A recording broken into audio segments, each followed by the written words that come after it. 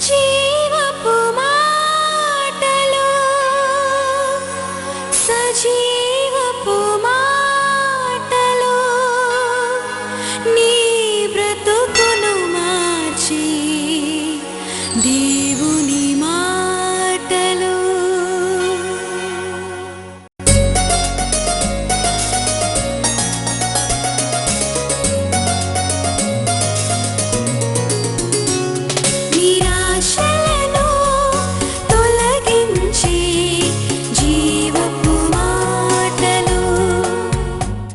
Testing your own heart in the light of God's word. దేవుని వాక్యం అనే అర్థంలో మనల్ని మనము సరి చేసుకుంటున్నాం. మన హృదయ పరిస్థితి మనం తెలుసుకుంటున్నాం. ఈరోజు మరి ఒక పాపమే అని చెప్పాలి. అజాగ్రత్త, నెగ్లిజెన్స్, అలక్ష్య భావం, నిర్లక్ష్య భావం. అజాగ్రత్త గురించి పరిశుద్ధ గ్రంథం ఏమంటుంది? అది నీ హృదయంలో సరి చేసుకోవాలి. నీ స్వభావంలో అజాగ్రత్త అనే ఒక గుణం ఉంటే అది తొలగించుకోవాలి. అజాగ్రత్తగా ఉండే వారి గురించి పరిశుద్ధ గ్రంథం ఏమంటుంది? దోస్ నెగ్లెక్ట్ థింగ్స్ అంటే వారు అశ్రద్ధగా ఉంటారు. ఎప్పుడు వారు దేవుని కార్యాన్ని లక్ష్య పెట్టరు, కుటుంబ కార్యాన్ని లక్ష్య పెట్టరు, దేవుడిచ్చిన బాధ్యతలు లెక్క చేయరు, దేవుడిచ్చిన వరాలను కూడా త్రోసిపుచ్చుతారు, దైవ భయం లేకుండా ప్రవర్తిస్తారు. ఇర్మియా గ్రంథం 48:10 ఒక మాట ఉంది, యెహోవా కార్యమును అశ్రద్ధగా చేయువాడు శాపగ్రస్తుడు. అంటే దైవ కార్యము అశ్రద్ధ చేసేవాడు దీవెన కాదు, వాడు శాపం పొందుతాడని వాక్యం గట్టిగా హెచ్చరిస్తుంది. అంటే దేవుని కార్యాన్ని ఎప్పుడు కూడా అశ్రద్ధ చేయదు. అజాగ్రత్త నీ జీవితంలో ఉంటే ఈ వాక్యాల ద్వారా వాటిని తొలగించుకోవాలని ప్రభువు దాసురాలుగా మిమ్మల్ని కోరుతున్నాను. ఈ హృదయ పరీక్ష అనే శీర్షిక ఆరంభించడానికి ఒక దర్శనం నాకు కలిగింది. నేను దేవుని సన్నిధిలో కనిపెట్టినప్పుడు నాకు ఒక దర్శనం కలిగింది. ఏంటంటే ఒక జిడ్డు బాటిల్ నేను కడుగుతున్నాను. అది బాటిల్ బ్రష్ ఉంటుంది కదా, ఇది ముళ్ళల్లా ఉంటుంది, దాంట్లో కొద్దిగా సబ్బు నీళ్ళు పోసి ఆ బాటిల్ బాగా కడుగుతున్నాను అన్నమాట. కడుగుతుంటే అది ఆ జిడ్డు ఆ సమరంతా తొలగిపోయి శుభ్రంగా తళతళ మెరుస్తుంది అనమాట. అది అలాగూ అది కలిగిన వెంటనే నాకు ఈ టాపిక్ కూడా దేవుడు ఇచ్చినాడు. అంటే 40 రోజుల్లో ప్రతిరోజు ఒక పాపాన్ని మనం దూరం పెడుతున్నామంటే మన హృదయము పరిశుద్ధంగా మారిపోతుంది. దేవుని స్తోత్రం. ఈరోజు అజాగ్రత్త అనే పాపాన్ని మనం తొలగించుకోవాలి. దేవుని కార్యాలు అశ్రద్ధగా చేయడం శాపగ్రస్తమైందని వాక్యం సెలవిస్తుంది. యెహోవా కార్యము అశ్రద్ధగా ఎప్పుడు చేయకూడదు. దైవ కార్యాల్లో నువ్వు చాలా శ్రద్ధగా ఉండాలి. దేవుని వాక్యం అంటే శ్రద్ధగా నువ్వు చెవులప్పగించి వినాలి, హృదయంలో పదిలపరుచుకోవాలి. మరియా దేవుని మాటలన్నీ ఏం చేసింది? జాగ్రత్తగా హృదయంలో భద్రం చేసుకొని లోకరక్షకునికి తల్లిగా మారిపోయింది. స్త్రీలలో ఆశీర్వదింపబడింది, ఆమె గర్భఫలము దీవింపబడింది. దేవునికి స్తోత్రం. దేవుని వాక్యాన్ని కూడా వింటున్నావు, తిరిగి దాన్ని స్మరణలోకి తెచ్చుకోవాలి, నెమరు వేయాలి, నీ యొక్క మదిలో భద్రపరచుకోవాలి. వాక్యమే కానీ, ప్రార్థనా జీవితమే కానీ, దేవుని వెతకడమే కానీ, దేవుని బిడ్డల సహవాసమే కానీ, మందిరానికి రావడమే కానీ, అన్ని క్రమ పద్ధతిలో చేసినప్పుడు మనల్ని దీవించక మానడు దేవుడు. అందుకే ఒక మాట ఉంది కదా, నన్ను జాగ్రత్తగా మీరు వెతికిన ఎడల మీరు కనుగొంటారు. దేవుని వెతకడంలో కూడా చాలా జాగ్రత్తగా ఉండాలి. దేవునికి ఇవ్వడంలో కూడా జాగ్రత్తగా ఉండే వారిని దేవుడు గొప్పగా ఆశీర్వదిస్తాడు. దశమ భాగం ఎంత క్రమంగా చాలామంది అజాగ్రత్త చేయకుండా దేవునికి ఇస్తారు. అట్టివారు దేవుని దీవెన పొందుతారు. చూడండి, దేవుని నియమాలు పాటించడంలో చాలా జాగ్రత్తగా ఉంటారు. దేవుని ఆజ్ఞలను పాటించడంలో వారు ఎంతో నిష్ఠ కలిగి ఉంటారు. శ్రద్ధ గల వారి ప్రాణము పుష్టిగా ఉంటుందట. దేవునికి స్తోత్రం. శ్రద్ధ గల వారు ఐశ్వర్యవంతులవుతారని వాక్యము సెలవిస్తుంది. అయినా ఒక దేవుని భయము నీకు ఉండాలి. దేవుడు నీకు ఆయుస్సు, ఆరోగ్యము, ఆనందము, అభిషేకము ఎంతెంతో ఇచ్చి కావలసిన శ్రేష్టమైన దీవెనలు నీకు ఇచ్చినప్పుడు నీ యొద్ద నుండి దేవుడు ఏం కోరుతున్నాడు అని నీకు ఎప్పుడు ఒక ప్రశ్న ఉండాలి. దేవుడు ఇచ్చిన వాటితో నేను ఎలాగో ఈ లోకంలో నాకు, నా కుటుంబానికి, ఇతరులకు ప్రయోజనకరంగా ఉండాలి అనే ఒక తపన కూడా నీకు ఉండాలి. దేవునికి స్తోత్రం. నువ్వు దీవింపబడినావు, ఎందుకంటే నీ ద్వారా ఇతరులు దీవింపబడాలి. దేవునికి స్తోత్రం. కనుక నువ్వు అజాగ్రత్త చేయొద్దు ఏ కార్యాన్ని కూడా. యెహోవా మందిరంలోకి నువ్వు వచ్చినప్పుడు నీ ప్రవర్తన ఎలా ఉండాలంట? జాగ్రత్తగా ఉండాలంట. కొందరు మందిరానికి వచ్చి లోపల కూర్చున్నా, బయట కూర్చున్నా శ్రద్ధగా ఉండరు, ఎక్కడో ఆలోచిస్తూ ఉంటారు. దేవుని సేవకులు దేవుని సన్నిధిలో కనిపెట్టి వర్తమానాలు తీసుకొని మరి వారు దేవుని మాటలు మాట్లాడుతున్నప్పుడు వారి మనసు ఎక్కడో పెడుతూ ఉంటారు, ఇంటి దగ్గర మనసు పెడతారు, లేకుంటే ఏవేవో ఆలోచిస్తూ ఉంటారు. కొందరు మందిరంలోనే పాపం కూడా చేయడానికి తెగిస్తూ ఉంటారు, అటు ఇటు చూస్తూ ఉంటారు. చూడండి, ఇవన్నీ కూడా చాలా శాపకరం. యెహోవా కార్యము అశ్రద్ధగా చేయవాడు శాపగ్రస్తుడు. ఈ ఉదయకాలం ప్రభు మనతో మాట్లాడుతున్నాడు. అది ప్రార్థనే. కానీ కొందరు క్వైట్ టైం ఉంటుంది, అంటే నిశ్శబ్దంగా దేవుని సన్నిధిలో ఉదయకాలం లేచి నువ్వు దేవుని వాక్యం ధ్యానించి ప్రార్థించి ఆ సమయాన్ని నిర్లక్ష్యం చేస్తారు. చాలా దీవెనలు పోతుంది. దేవుడు మరి చక్కగా తర్బీదు ఇచ్చినాడు ఒకసారి, అంటే సేవ ఆరంభించిన దినాల్లో దేవుని ఆశీర్వాదాలు అలక్ష్యం ద్వారా జాగ్రత్తగా ఎలా పోగొట్టుకుంటారని. అది చక్కెర కొనడానికి సంచి పట్టుకొని కార్డు పట్టుకొని వెళ్ళి చక్కెర కొనుక్కున్నాను, 5 kg షుగర్ కొనుక్కున్నాను. వచ్చేలోగా బ్యాగ్ ఖాళీగా అనిపిస్తుంది. కొన్నప్పుడు చాలా బరువు ఉంది, 5 కిలోలు. ఇంటికి వచ్చేలోగా చాలా అలకగా అనిపిస్తుంది. ఏంటని చూస్తే దానికి ఒక చిల్లు ఉండేది. ఆ చిల్లు నుండి అక్కడ రేషన్ షాపు నుండి ఇంటి దాకా, ఇక్కడే రామ్నగర్ రేషన్, అక్కడ దాకా చక్కెర. నేను నా ధ్యానం ఎంతేటో ఉన్నది, మరి అంటే మరి అన్ని పనులు చేయాలి కదా, మరి అంతా కారిపోయింది. అప్పుడు ప్రభువు నాతో మాట్లాడినాడు, చూడు దీవెనలు కూడా ఇలాగే మనల నుండి దూరం అయిపోతుంది. కొన్ని కార్యాలు మనం శ్రద్ధగా చేయనప్పుడు మనకు తెలియకుండానే will be losing so many blessings. మన ఆశీర్వాదాలు కూడా ఇలాగే మన దినదిన జీవితంలో పోగొట్టుకుంటున్నామని నాకు అర్థమైంది. పరిశుద్ధ గ్రంథంలో సామెతల గ్రంథము 28:14 వచనంలో ఒక మాట ఉంది, నిత్యము భయము కలిగి ప్రవర్తించువాడు ధన్యుడు, హృదయము కఠినపరుచుకుని వాడు కీడులో పడిపోతాడట. హృదయం కఠినపరుచుకుంటే నాకేంటిలే, నాకెవరు చెప్పేదేముంది, నేనేంటి వినేది అని కొందరి భావం ఉంటుంది. కానీ ఎప్పుడు కూడా నువ్వు వాక్యంతో నీ హృదయాన్ని సరి చేసుకోవాలి, మంచి మేలైన మార్గం ఎంచుకోవాలి, దైవాశీర్వాదాలు పొందడానికి ఎప్పుడు సిద్ధంగా ఉండాలి. హృదయాన్ని కఠినపరచుకోకుండా సాత్వికమైన హృదయముతో శక్తిగల వాక్యాన్ని నీవేం చేయాలి, స్వీకరించాలి. హల్లెలూయా. మరి నీ భక్తి జీవితం గురించి నువ్వు అలక్ష్యంగా ఉండకూడదు. కొన్నిసార్లు మాకు చాలా భక్తి ఉందిలే, మేము చాలా గొప్ప భక్తులమని ఒక్కసారి పడిపోతారు. నిలుచున్నవాడు పడకుండానట్లు ఏం చేయాలి, జాగ్రత్తగా ఉండాలి. హల్లెలూయా చెప్పండి. నిలుచున్నవాడు కూడా ఎప్పుడు భయపడుతూ ఉండాలి, అంటే దేవుని భయం ఉండాలి. నేను నిలుస్తున్నాను కానీ ఒకవేళ తప్పులో పడిపోతాను కాబట్టి దేవా నిత్యం నీ సహాయం నాకు కావాలి, నిత్యం నాకు ప్రార్థనా జీవితం కావాలి, పరిశుద్ధ జీవితం నాకు కావాలి అని ఆ యొక్క దైవ భయం ఎప్పుడూ ఉండాలి. భక్తి జీవితాన్ని కాపాడుకోవడానికి నీకు శ్రద్ధ జాగ్రత్త కావాలి. నోటి మాటలు అజాగ్రత్తగా మాట్లాడి ఎన్ని చిక్కుల్లో పడిపోతారు. అజాగ్రత్త. ఈరోజు మరి సందేశం మీరు వింటున్నారు, హృదయ పరీక్షలో అజాగ్రత్త అనే వాక్యాన్ని సందేశాన్ని మీరు వింటున్నారు. చాలా అజాగ్రత్త. కొందరు షూరిటీస్ మీద సైన్ పెడతారు, అజాగ్రత్త, ఏం చదవకుండానే సంతకాలు పెడతారు. అది ఎన్ని చిక్కున్నవారు నాకు తెలుసు. అసలు షూరిటీకి నిలబడమని అన్నదెవరు? వాక్యంలో అలాగూ నువ్వు చేయకూడదని ఉన్నది సామెతల గ్రంథంలో. అనాలోచితంగా సంతకాలు పెట్టి మరెన్నెన్నో చిక్కున్నవారు ఉన్నారు. అంటే వాక్యం కూడా బోధిస్తుంది, నువ్వు చాలా జాగ్రత్తగా ఉండాలి. జీవ మరణములు నాలుక వశం అంట. అందుకే నీ నోట మాట రాకమునిపే చాలా జాగ్రత్తగా మాట్లాడాలి. మరి ఇంకా నీ తలంపుల విషయం కానీ నువ్వు చాలా జాగ్రత్తగా ఉండాలి. తలంపులే అది స్వభావంగా మారిపోతుంది, క్రియలుగా మారిపోతుంది. కాబట్టి ప్రతి ఆలోచన, దేవునికి విరుద్ధంగా ఉన్న ప్రతి పాపపు ఆలోచన చెరపట్టి దాన్ని బంధించి ఏం చేయాలి, నువ్వు పారద్రోలాలి. దేవునికి స్తోత్రం. నీ బలము గురించి కూడా, దేవుడిచ్చిన ఆరోగ్యం గురించి కూడా అజాగ్రత్తగా ఉండకూడదు. దేహము దేవుని ఆలయం, అది నేను చాలా లేటుగా తెలుసుకున్నాను. అంటే what I learned late in life is about maintaining your health. చూడండి, చాలామంది ఆరోగ్యం విషయము మరి అజాగ్రత్తగా ఉంటారు. రోగం సోకిన తర్వాత తెలుస్తుంది, అయ్యో నా ఆరోగ్యం అంతా పాడైపోయిందని. అప్పట్లో చాలా ఆలస్యం అయిపోతుంది. దేవుడిచ్చిన నీ దేహాన్ని కూడా చక్కగా కాపాడుకోవాలి. దేవుడు నీకు బలం ఇస్తే బలాన్ని కూడా కాపాడుకోవాలి. ఇవన్నీ దేవుని యందు భయభక్తులలో వరకు జ్ఞానాన్ని దేవుడు అనుగ్రహిస్తాడు. తర్వాత దేవుడు నీకు ఇచ్చిన వనరులను కూడా నువ్వు జాగ్రత్తగా కాపాడుకోవాలి. ఎంతమంది అజాగ్రత్తగా ఖర్చులు చేసి అప్పుల పాలై మరి రుణ బాధలతో సతమతం అయిపోతుంటారు.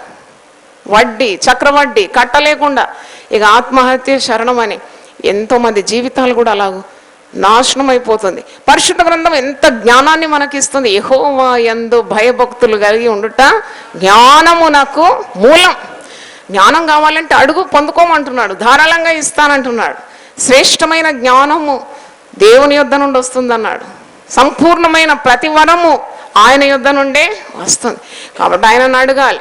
ప్రతి అడుగులో నీకు సహాయము దేవుడు అనుగ్రహిస్తాడు. దేవుని ఆజ్ఞలు పాటించడంలో జాగ్రత్తగా ఉండాలంటే దేవుని ఆదేశాలు, మన సంఘంలో ఆదేశాలు చెప్తున్నాం. మోషే ఇచ్చిన 10 ఆజ్ఞలు ఉన్నాయి. అన్ని ఆజ్ఞలు నేను పాటిస్తున్నాను, ఒక ఆజ్ఞను మీరితే మరి తప్పకుండా శిక్ష, ఉగ్రత పాలైపోతాం. కాబట్టి దేవుడు ప్రతి మాట, నీ మాటకు నేను విధేయుడనే విధేయురాలై పాపం చేయడానికి తెగించకుండా ఆ దైవ భయంతో నా జీవితాన్ని జాగ్రత్తగా నేను ముందుకు తీసుకొని వెళ్ళాలి అనే ఒక పట్టుదల ఉండాలి. కుటుంబంలో కూడా, కుటుంబం విషయం కొందరు అజాగ్రత్తగా ఉంటారు. దేవుని సేవ చేసి కుటుంబాన్ని అలక్ష్యం చేసేవారు ఉన్నారు. కానీ అలా చేయకూడదని వాక్యం ఉన్నది. నీ కుటుంబం విషయం ఉన్న శ్రద్ధ, ప్రార్థనలు, ఉపవాసం ఇవన్నీ చేయాలి. ఎందుకంటే కార్యం దేవుడు చేస్తాడు. కానీ you cannot neglect your own family. భర్తను అలక్ష్యం చేస్తారు, కొందరు భార్యను అలక్ష్యం చేస్తారు, కొందరు పిల్లలను అజాగ్రత్తగా చూస్తారు.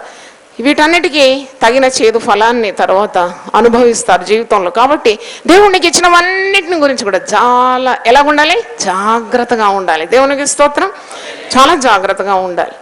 అజాగ్రత్త ద్వారా ఎన్నో అపాయాలు కూడా కలుగుతున్నట్టు మనం చూస్తూ ఉన్నాం.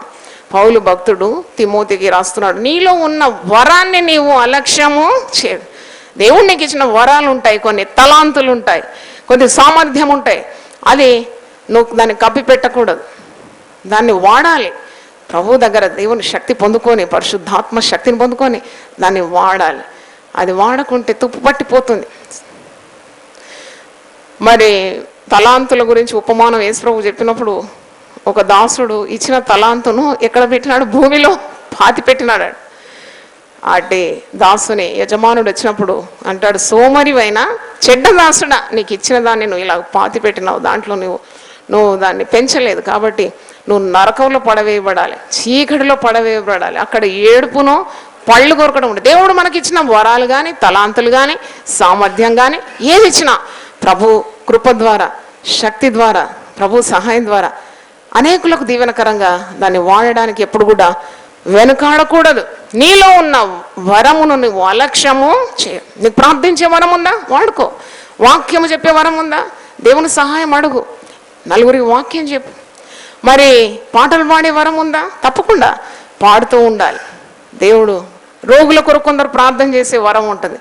హాస్పిటల్ విజిట్ చేసి ఇతరులను పరామర్శించే వరం ఉంటుంది, అది వాడుకోవాలి. ఇతరులకు సహాయం చేసే వరం ఉంటుంది, అది వాడుకోవాలి. మనం అందరం కలిసి కదా దేవుని రాజ్యాన్ని ఏం చేయాలి? కట్టాలి. దేవునికి స్తోత్రం, హల్లెలూయా. కనుక ఏది కూడా దేవుడిచ్చిన ఏ వనరులను కానీ, మరి వరములను కానీ అలక్ష్యము చేయకూడదని వాక్యము సెలవిస్తుంది. మన ఆత్మీయ జీవితాన్ని ఎంత భద్రంగా కాపాడుకోవాలి. నేను ఈ అజాగ్రత్త అనే వారి వాక్యం ధ్యానిస్తున్నప్పుడు నాకు నిజంగా భయం కలిగింది, దైవ భయం కలిగింది. దేవా, సేవను ఏ విధంగా భద్రంగా కాపాడాలి, నా ఆత్మీయ జీవితాన్ని, కుటుంబాన్ని కానీ, సేవను కానీ ఎంత జాగ్రత్తగా ఉండాలి ఈ జీవితంలో. కొన్నిసార్లు అన్నీ మనకు తెలుసులే అనుకుంటాం, కానీ ఎంత ప్రమాదంలో పడిపోతాం. టైటానిక్ కూడా ఎన్ని కోట్లు ఖర్చు పెట్టి, చాలా జైజాంటిక్ షిప్ అనమాట, అంత పెద్ద, దాదాపు 3000 మంది దాంట్లో పడతారు. అంత పెద్ద ఓడ నిర్మాణం చేసినారు. అది సముద్రంలోకి వెళ్ళినప్పుడు మరి కొందరు హెచ్చరించినారంట, ఎందుకంటే సముద్రంలో కొన్ని మంచు కొండలు ఉంటాయి, ఐస్ బర్గ్స్. ఆ ఐస్ బర్గ్ను ఒకవేళ ఓడ పోయి ఢీ కొట్టిందంటే తప్పకుండా ఓడ బద్దలైపోయి ఓడ ఏమైపోతుంది? మునిగిపోతుంది. జాగ్రత్త జాగ్రత్త అన్నప్పుడు ఓడ నాయకుడు అన్నాడట, దేవుడు తలుచుకున్నా కానీ టైటానిక్ ఓడ ఏనాడు మునగదన్నాడట. Even God cannot sink Titanic ship అన్నాడు. దేవుడు తలచిన ఈ యొక్క ఓడ మునగదన్నాడంట. కానీ ఇది జరిగిన కార్యమే. కొన్ని సంవత్సరాల ముందు చాలా ధైర్యంగా వెళ్ళినారు. మంచు కొండ ఉంది ఉంది ఉంది అని ఎన్ని జాగ్రత్తలు వారికి తెలియజేసినా ఆ పైలట్, మరి ఆ కెప్టెన్ ఆఫ్ ద షిప్ ధైర్యంగా వెళ్ళినాడు. ఆ మంచు కొండను ఢీ కొట్టి ఓడ బద్దలైపోయి మొత్తం ఓడ మునిగి సముద్ర అంతర్భాగంలో వెళ్ళిపోయింది. 3000కు పైగా మరి షిప్లో, ఓడలో ప్రయాణం చేసిన ప్రయాణికులు మరణం అయిపోయినారు. చూడండి ఎంత బాధాకరం. మరి ఒకరి అజాగ్రత్త ద్వారా అనేకులకు కూడా ప్రాణ నష్టము కలుగుతుంది. నీ అజాగ్రత్త ద్వారా నీ కుటుంబం పాడైపోతుంది. నీ అజాగ్రత్త ద్వారా సంఘానికి కీడు జరుగుతుంది. కనుక ఎల్లప్పుడూ జాగ్రత్త కలిగి ప్రవర్తించడానికి నీవు సిద్ధపడాలి. కుటుంబంలో చూసినప్పుడు ఈ హృదయ పరీక్ష అనే శీర్షిక చాలా జాగ్రత్తగా మీరు గమనించండి. చాలా జ్ఞానం కూడా దేవుడు మనకు అందిస్తాడు. కొందరు స్త్రీలు ఎంత జాగ్రత్తగా ఉంటారండి, గ్యాస్ ఆన్ చేసి పండుకుంటారు, ఇల్లు తగలబడిపోతుంది. స్త్రీలు అందుకే చాలా జాగ్రత్తగా దేవుని దగ్గర నుండి తెలివి పొందుకోవాలి. స్త్రీలైనా పురుషులైనా మరి దేవుడు జ్ఞానం ఇవ్వాలి. ఒక బాలింతనంటే ఒక హాస్పిటల్లో ఆమె కన్నది 10 రోజుల బిడ్డ. ఈమెకు దగ్గు వస్తుంది, చాలా దగ్గుతో బాధపడుతుంది. ఫెనిగ్రాన్ అనే ఒక కాఫ్ సిరప్ ఆ షెల్ఫ్లో ఉంది. మరి ఈమె చీకటి లైట్ లేదంట, చిన్న మరి 0 వాట్ బల్బ్లో ఫెనిగ్రాన్ అని అనిపించిందంట. కానీ అక్కడ ఆయా ఫినాయిల్ బాటిల్ పెట్టిందంట. ఈ ఫెనిగ్రాన్ అనుకొని అది కాఫ్ సిరప్ అని ఆ ఫినాయిల్ తాగేసిందంట. తెలవకుండా చీకటిలో ఫినాయిల్ తాగేసింది, చచ్చిపోయిందా, తల్లి చనిపోయింది. చూడండి, ఇలాంటి ప్రమాదాలు ఎన్నో ఉంది. పరిశుద్ధ గ్రంథం అందుకే జాగ్రత్త వహించాలి. అజాగ్రత్తగా ఉండొద్దు, నిర్లక్ష్య భావం ఉండొద్దు. ఈ జీవితంలో దేవుడిచ్చిన మన ప్రాణమే కానీ, ఆయుస్సే కానీ, ఆరోగ్యమే కానీ చాలా జాగ్రత్తగా వాడుకోవాలని మరి వాక్యం మనకు బోధిస్తుంది. అజాగ్రత్త ద్వారా ఎంత ముప్పు వాటిల్తుంది, ఎంత నాశనం, ఎంత కీడు జరుగుతుందని మరి వార్తాపత్రికల్లో ప్రతిరోజు చదువుతున్నాం. పరిశుద్ధ గ్రంథం కూడా నువ్వు జాగ్రత్తగా ఉండాలని పదే పదే హెచ్చరిస్తుంది. యేసుప్రభు అన్నాడు ఈ మాట, జాగ్రత్త, జాగ్రత్త, అజాగ్రత్తగా ఉండకూడదు. మనుషుల విషయం మీరు జాగ్రత్తగా ఉండాలండి. ఎంతమంది నమ్మి మోసపోతారు, వంచకులను నమ్మేస్తారు. తీరా కుచ్చుపు టోపీ వారు తగిలించినప్పుడు తెలిసింది, అయ్యో నేను మోసపోయినాను. కాబట్టి యేసుప్రభు అంటున్నాడు, నువ్వు మనుషులను గురించి జాగ్రత్తగా ఉండు, అబద్ధ ప్రవక్తలను గురించి జాగ్రత్తగా ఉండు, పులిసిన పిండి గురించి జాగ్రత్తగా ఉండు. ఎందుకంటే పులిసిన పిండి కొద్దిగైనా కానీ ముద్దంతా పులియజేస్తుంది. మరి శాస్త్రుల గురించి జాగ్రత్తగా ఉండమని, కుక్కల విషయమై జాగ్రత్తగా ఉండు, బివేర్ ఆఫ్ డాగ్స్ అని వాక్యంలో ఉంది. అజాగ్రత్తగా ఉండు. కుక్కలంటే ఎవరు అంటే వీధిలో ఉన్న కుక్కలని కాదు, కొందరు మనుషులే కుక్కల స్వభావం కలిగి ఉంటారు, సంఘంలో ఉంటారు. అట్టి ద్వారా ఎంత కీడు సంఘానికి కలుగుతుంది. కాబట్టి ఫిలిప్పీ పత్రికలో పౌలు భక్తుడు ఫిలిప్పీ సంఘానికి రాస్తున్నాడు, మీరు కుక్కల విషయము జాగ్రత్తగా ఉండాలి. నిన్ను గూర్చి, నీ బోధన గూర్చి నువ్వు జాగ్రత్తగా ఉండు.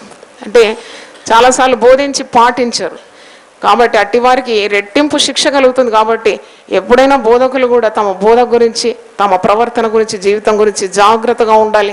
అజాగ్రత్తగా బోధించొద్దని చాలా తీవ్రంగా వాక్యంలో ఆదేశం మనం చూస్తున్నాం. దేవుని మరవకుండా జాగ్రత్త పడాలంట. దేవుడు ఎన్ని ఆశీర్వాదాలు నీకు ఇస్తున్నాడు. కొన్నిసార్లు అవన్నీ మర్చిపోయి చాలా గర్వంగా అహంకారంతో ప్రవర్తిస్తావు. నాశనానికి ముందు మరి ఏం నడుస్తుంది? అహంకారం గల మనస్సు, గర్వం నడుస్తుందండి. గర్వం ద్వారా పడిపోతారు. కాబట్టి దేవా, నువ్వు నా జీవితంలో చేసిన మేలులన్నిటి కొరకు నేను నిన్ను స్తుతిస్తా. అజాగ్రత్తగా ప్రవర్తించకుండా కృప దయచే. దేవుడిచ్చిన మేళ్ళు మర్చిపోయి సన్నగడం, గుణగడం ద్వారా ఎంత కీడు మరి కలుగుతుంది. కాబట్టి దావీదు అందుకే అంటాడు కదా, నువ్వు చేసిన ఉపకారాల్లో నేను దేనిని కూడా కొందరు దేవుణ్ణే మర్చిపోతారు. ఇంకా దేవుడు చేసిన మేళ్ళు ఎక్కడున్నాయి? దేవుణ్ణి మర్చిపోతాడు. దేవుని విడిచిపోనట్టి భ్రష్టమైన హృదయము, దుష్ట హృదయము నాలో నుండి నీవు తొలగించు. దేవుని మర్చిపోతావా? అందుకే అజాగ్రత్త అనే అంశం మీద ఈరోజు మాట్లాడుతున్నాను. కడుపు నిండిన వాడై దేవుడు ఎవడని నేను అడుగుతానేమో. కాబట్టి తగినంత ఆహారం నాకు దయచే. ఐశ్వర్యమైన నాకొద్దు, పేదరికమైన నాకొద్దు. ఎందుకంటే నేను జాగ్రత్తను కోల్పోయి కడుపు నిండి దేవుడెవడని ప్రశ్నిస్తానేమో నా జీవితంలో. కాబట్టి నాకు జాగ్రత్త గల మనసు దయచే.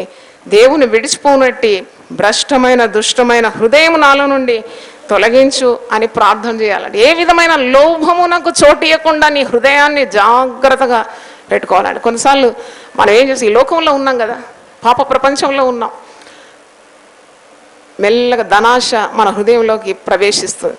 పాపపు ఇచ్చలు, శరీరేచ్ఛలు మన హృదయంలోకి ప్రవేశించినప్పుడు మనం తప్పకుండా మరి మన జీవితంలో ఓటమి కలుగుతుంది. A small leak will sink a great ship and. చూడండి, కొద్దిగానే ఉంది కదా పాపం అని అనుకుంటాం, కానీ ఆ పాపం మనల్ని ముంచి వేస్తుంది. అందుకే నోవహు ఓడ తయారు చేసినప్పుడు దేవుని దగ్గర నుండి ఆదేశం పొందుకుంటున్నాడు. ఓడకు ఏం పూయాలంట? కీలు పూయాలట. కీలు పూస్తే నీళ్లు బయటలో మరి ఆ నీళ్లు లోని ప్రవేశించకుండా భద్రం చేసుకోమని దేవుడు మాట్లాడుతున్నాడు. దేవునికి స్తోత్రం, హల్లెలూయా. మరి నీ విశ్వాస జీవితంలో పడిపోకుండా ఎల్లప్పుడూ జాగ్రత్తగా ఉండాలి. అజాగ్రత్తగా ఉంటే సాతానుడు మరి తప్పకుండా నీ జీవితంలో భ్రష్టంతరంలోకి నిన్ను నెట్టివేసే అవకాశం ఉంది. వాడు ఎవరిని మృంగుదునా అని వాడు గర్జించు సింహం వలె వెతుకుతూ ఉంటాడు. కాబట్టి నువ్వు జాగ్రత్తగా ఉండాలి. యేసు ప్రభు బోధించిన బోధనలో చాలా శ్రేష్టమైనది నాకు అనిపించింది. మెలకుగా మీరు ఉండాలి. బి అలర్ట్ అంటాడు. ప్రార్థనలో కూడా మీరు ఎలాగ ఉండాలి? మెలకువగలిగి ఉండాలి. ఈరోజు ప్రభు మనందరితో మాట్లాడుతూ ఉన్నాడు. అజాగ్రత్త ద్వారా పాత నిబంధన గ్రంథంలో ఆదికాండంలో ఒక వ్యక్తి తన ఆశీర్వాదాలు కోల్పోతాడు. ఇద్దరు అన్నదమ్ములు, కానీ ఒకడు ఆశీర్వాదము పూర్తిగా కోల్పోతాడు. ఆ వ్యక్తి పేరు ఏమో చెప్పగలరా? ఏశావునే దీవించడానికి తన తండ్రి అయిన ఇస్సాకు ఆశపడతాడు. జ్యేష్ఠ పుత్రుడు ఆశీర్వదింపబడాలని లైట్గా తీసుకుంటారు చాలామంది. అన్ని లైట్గా తీసుకొని ఆశీర్వాదాలను కోల్పోతారు. ఏశావు ఈ కార్యాన్ని చాలా అలకగా తీసుకున్నాడు అన్నమాట. తండ్రి ఆశీర్వదిస్తే అది ఎప్పటికీ ఆశీర్వాదం అనే జ్ఞానం లేక మరి తొందరగా వెళ్ళి వేటాడి తండ్రికి ఇష్టమున్న ఆహారం సిద్ధపరిచి తీసుకొని వస్తే ఆ రోజు ఏశావే దీవింపబడేది. కానీ లైట్గా తీసుకున్నాడు. దాని లోపల యాకోబు తెలివైన వాడు, తల్లి సహాయంతో తండ్రికి ఇష్టమైన వంటకాన్ని తీసుకొని వచ్చినాడు. ఏశావులాగా రోమము ఉన్న మరి ఆ బొచ్చు కప్పుకున్నాడు. వచ్చినాడు తండ్రి దగ్గర. తండ్రికి మంద దృష్టి ఉంది. ఆ వృద్ధుడు తడివి చూసినప్పుడు ఏశావు అనుకున్నాడు. ఏశావుకు ఇవ్వాల్సిన ఆశీర్వాదాలన్నీ కూడా ఆ రోజు ఎవరు పొందుకున్నారు? యాకోబు పొందుకున్నాడు. ఏశావు ఇలాగూ మరి ఒక పర్యాయం కూడా చేసినాడు. ఎర్రగా ఉన్న వంటకాన్ని చూసి జ్యేష్ఠత్వపు హక్కును కూడా కోల్పోయినట్టు ఆదికాండము మీరు చూడండి 25వ అధ్యాయము 29వ వచనం నేను చదువుతున్నాను. ఒకనాడు యాకోబు కలగూర వంటకం వండుకొని చుండగా ఏశావు అలసిన వాడై పొలంలో నుండి వచ్చి, నేను అలసి ఉన్నాను, ఆ ఎర్రగా ఉన్న దానిలో కొంచెము దయచేసి నాకు పెట్టుమని అడిగాను. ఎవరిని అడుగుతున్నారు? ఏశావు ఎవరిని అడుగుతున్నాడు? యాకోబు కలగూర వంటకం వండుతున్నాడు. వెజిటబుల్ కర్రీయే కానీ చాలా రంగురంగులుగా చక్కగా వండుకుంటున్నాడు అనమాట. ఈయన అలసిపోయి వచ్చినాడు. ఏశావే జ్యేష్ఠుడు. వచ్చి ఆ ఎర్రగా ఉన్న కూరలో నాకు కొద్దిగా పెట్టుమని అంటున్నాడు. 31వ వచనం, అందుచేత అతని పేరు ఎదోము అని అనబడాను. అందుకు యాకోబు, నీ జ్యేష్ఠత్వము నేడు నాకిమ్మని అడగగా, యాకోబు కూడా చాలా చాలా తెలివిగలవాడు కదా. యాకోబు అంటే పదానికి అర్థం ఏంటి? మోసగాడు. యాకోబు అంటున్నాడు, సరే నీకు ఎర్రగా ఉన్న ఈ కూర ఇస్తాను, కానీ నువ్వు నాకేమి ఇవ్వాలి? జ్యేష్ఠత్వం హక్కు ఇవ్వాలి. ఏశావు ఏమంటాడో చూడండి 32వ వచనం, నేను చావబోచున్నాను కదా, జ్యేష్ఠత్వము నాకెందుకనే. చూసావా, దేవుడిచ్చిన దీవెనను ఎంత చులకనగా తీసుకుంటున్నాడు. నాకెందుకయ్యా జ్యేష్ఠత్వం, ఏంటో ఏమో దీవెన నాకెందుకు, నాకు ఇప్పుడు ఆకలి అవుతుంది, నేను ఇప్పుడు అలసిపోయినా, నాకు కావాలి, ఏంటి కావాలి? ఆ గిన్నెలో ఉన్న తళతళమని ఎర్రగా ఉన్న కూర నాకు ఉంటే చాలు. ఒక పూట కూటి కొరకు దేవుని ఆశీర్వాదాలు కాలదన్నుతున్నాడు. పరిశుద్ధ గ్రంథంలో ఉంది, ఇట్టి భ్రష్టుడని, వ్యభిచారి అని దేవుడిచ్చే దీవెనలు ఎంత అలకగా తీసుకున్నాడేంటి అని మరి హెబ్రీలకు రాసిన పత్రిక అది మీరు చదవాలి. దేవుడు ఎలాగూ ఏశావు గురించి వాక్యంలో రాయబడింది. హెబ్రీలకు రాసిన పత్రిక 12వ అధ్యాయము 14 నుండి నేను చదువుతాను. అందరితో సమాధానమును పరిశుద్ధత కలిగి ఉండటకు ప్రయత్నించుడి, పరిశుద్ధత లేకుండా ఎవడును ప్రభువును చూడడు. మీలో ఎవడైనాను దేవుని కృపను పొందకుండా తప్పిపోనేమో అనియు, చేదైన వేరు ఏదైనాను మొలిచి కలవరపరచడం వలన అనేకులు అపవిత్రులై పోవుదురేమో అనియు, ఒక పూట కూటి కొరకు తన జ్యేష్ఠత్వపు హక్కును అమ్మివేసిన ఏశావు వంటి భ్రష్టుడైనను వ్యభిచారి అయినను ఉండునేమో అనియు జాగ్రత్తగా చూసుకొనుడి. ఏశావు ఆ తరువాత ఆశీర్వాదము పొందగోరి కన్నీళ్లు విడుచుచు దానికోసము శ్రద్ధతో వెతికినను మారు మనసు పొందని అవకాశం దొరకక విసర్జింపబడెనని మీరు ఎరుగుదు. చూడండి, పోగొట్టుకున్నాడు ఒక పూట కూటుకూర, దేవుడిచ్చిన ఆ జ్యేష్ఠతపు హక్కును పోగొట్టుకుంటున్నాడు. అందుకే వాక్యంలో ఉన్నది, దేవుడు యాకోబును ప్రేమించాను, ఏశావును ద్వేషించాను. ఏశావును ఎందుకు ద్వేషించాడు, యాకోబును ఎందుకు ప్రేమించాడు? యాకోబు మోసగాడు కదా అని మనం అనుకుంటాం. దేవునికి కొన్ని కార్యాలు చాలా విలువ కట్టే కార్యాలు ఉందని నాకు అనిపించేది. దేవుడు నీకు ఇచ్చిన ఆశీర్వాదాలు అంత అలకగా చులకగా నువ్వు ఎంచకూడదు. ఎప్పుడైనా దేవుడు ఏదైనా నీకు ఒక దీవెన ఇస్తుందని చాలా జాగ్రత్తగా కాపాడుకోవడం కూడా నేర్చుకోవాలి. అజాగ్రత్తగా ఏశావు దేవుడు అనుగ్రహించిన జ్యేష్ఠత్వపు హక్కును కోల్పోయినాడు. యాకోబు అది పొందుకున్నాడు. వాక్యంలో ఉంది నువ్వు జాగ్రత్తగా ఉండాలని. ఈరోజు హృదయ పరీక్ష అనే శీర్షికలో అజాగ్రత్త గురించి మనం నేర్చుకున్నాము. చివరిగా ఒక మాట చదివి నేను ముగిస్తాను. యోబు గ్రంథం 8వ అధ్యాయము 5, 6. నీవు జాగ్రత్తగా దేవుని వెదికిన ఎడల, సర్వశక్తుడగు దేవుని బతిమాలుకుని ఎడల, నీవు పవిత్రుడవై యథార్థవంతుడమైన ఎడల నిశ్చయముగా ఆయన నీ యందు శ్రద్ధ నిలిపి నీ నీతికి తగినట్టుగా నీ నివాస స్థలమును వర్ధిల్ల చేయను. అప్పుడు నీ స్థితి మొదట కొద్దిగా ఉండినను తుదకు నీవు మహాభివృద్ధి పొందదు. దేవునికి స్తోత్రం, హల్లెలూయా. దేవుడు ఏది ఇచ్చినా చాలా జాగ్రత్తగా ఉంటే నీ స్థితి మారిపోతుంది. ఇప్పుడు కొద్దిగా ఉన్నావేమో, తుదకు నువ్వు మహాభివృద్ధి పొందుతావు. నేను ఆశ కలిగి ఉన్నాము. దేవునికి స్తోత్రం. దేవుడు మనల్ని సమృద్ధిగా దీవించును గాక. తలలు వంచండి, ప్రార్థన చేసుకుందాం. ప్రభువా, హృదయ పరీక్ష అనే శీర్షికలు 5వ ప్రసంగం మాకు వినిపించినందుకు నీకు స్తోత్రం. నీ దాసరాల ద్వారా అజాగ్రత్త అనే అంశం మీద వాక్యంలో అంటే ప్రభు కొన్ని మాటలు ధ్యానించినాం. మా ఆత్మీయ జీవితంలో కూడా మేము శ్రద్ధ పాటించడానికి కృప దయచేయండి. మాకు ఇచ్చిన ఈ కుటుంబ జీవితం కానీ, సేవా జీవితం కానీ, వ్యక్తిగత జీవితం కానీ శ్రద్ధతో మేము ముందుకు సాగడానికి కృప దయచేయండి. దేవుని వాక్యం విన్నవారిని, టీవీ ద్వారా విన్నవారిని కూడా మీరు ఆశీర్వదించమని మేము వేడుకుంటున్నాము. వచ్చిన బిడ్డలందరినీ దీవించమని యేసు పరిశుద్ధ నామములో అడిగి వేడుకుంటున్నాను తండ్రి, ఆమేన్. దేవుని మనల్ని సమృద్ధిగా దీవించును గాక.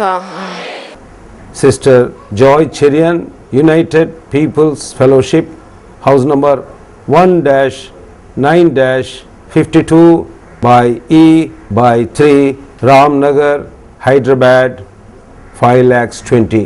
Phone number 04027624030.